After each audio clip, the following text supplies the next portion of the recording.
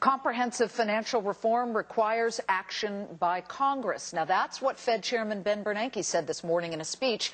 But is there a risk that the government perhaps may be doing too much? Republican Representative Erik Paulsen of Minnesota is here with some perspective. He is joining us now from Capitol Hill. And, of course, in just a few minutes, we'll have the Democratic perspective as well. Representative Paulsen, tell us where you stand on this issue when a lot of taxpayer money is being pushed into some of these banks to float them up.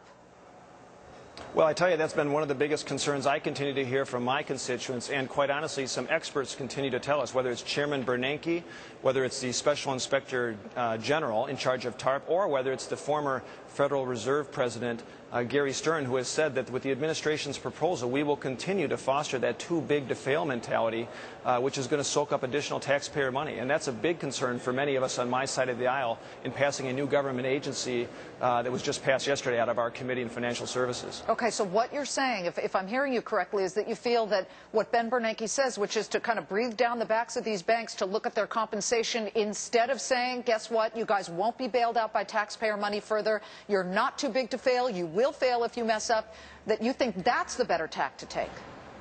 Well, I think it's really important that taxpayers and all businesses from that perspective understand that they're going to have to compete in an open market, because it's unacceptable, and we're going to have an implicit, if we're going to have an implicit guarantee with government backing and taxpayer bailouts, you're going to have an unlevel playing field. That's what's hampering our economic recovery right now in many of the small business sectors, especially with community lending, but from community bankers. So, and we've heard that from experts, whether it's Bernanke or Federal Reserve Chairman or the Special Inspector General, who's in charge of the TARP bailouts, actually, yes. The TARP was formulated by Republicans, passed by, well, Henry Paulson, of course, under President Bush. And here the Democrats are now continuing with the TARP. So are both sides equally to blame here? Well, you know, I'm a brand new member of Congress, and let me tell you, I don't know all the details when TARP was first approved, but what I've seen happen right now is that we've got over $750 billion approved in TARP money, and it's essentially become walking around money. So any money that has not been sent back to the federal government of TARP, or TARP money that has not been used, you know, that should be used right now to pay down our national debt or the national deficit.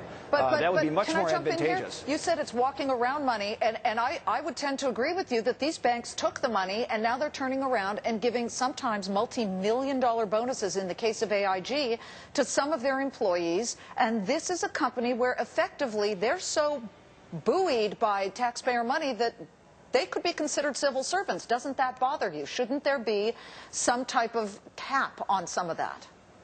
Well, there should be some oversight on that, and I was an author of legislation early on that would have the Treasury Secretary basically have to approve all TARP bailout funds and be contingent upon what a salary structure would be for these companies, because the American public has a right to be outraged at those types of outrageous bonuses. We also have to be very conscious, though, of understanding a lot of these companies that have taken our taxpayer money now.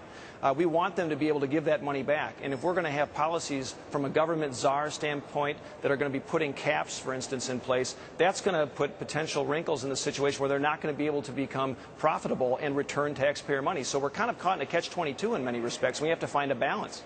Representative Erik Paulsen of Minnesota, we thank you very much for joining us. Thank you, Liz. Appreciate it.